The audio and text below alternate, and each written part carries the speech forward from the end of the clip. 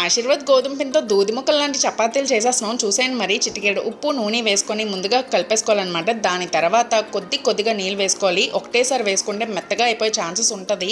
మళ్ళీ పిండి వేసుకోవాలి, అదో టైం వేస్ట్. అప్పుడప్పుడు మన చేతుల నొప్పులు అవి వచ్చినప్పుడు ఎలా మసాజ్ ఇస్తామో దీనికి అలా థాయ్ మసాజ్ ఇవ్వాలన్నమాట చపాతీ పిండికి. అప్పుడు మెత్తగా వస్తాయి.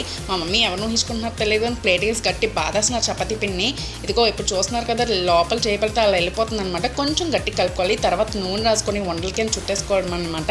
తర్వాత పేట మీద పామేసుకోవడమే. పేట అంటే కూర్చున్న పేట అనుకున్నారు, చపాతీ పేట అండి బాబు. దాని తర్వాత పామేక కొంచెం నూనె రాసి మళ్ళీ మడతలు పెట్టేస్తే పొరలు వచ్చిన చపాతీ రెడీగా ఉంటుంది అనమాట. చూస్తున్నారు కదా, కొంచెం పిండి వేసుకొని ఒత్తుకోవాలన్నమాట. తర్వాత వేడి పెనం మీద వేసుకుంటే ఇంకో పొంగి పూరి అన్నట్టు చపాతీ తెగ పొంగిపోతుంది. ఇప్పుడు కొద్దిగా ఆయిల్ వేసుకున్న తర్వాత అప్పుడు అటు ఇటు కాల్చేసుకోవడమే అనమాట. ఇది పొద్దున్న బ్రేక్ఫాస్ట్ కింద హ్యాపీగా తినొచ్చు, గోధుమ పిండి కాబట్టి. అండ్ ఏ కూరతో సర్వ్ చేసుకున్నా ఎక్సలెంట్.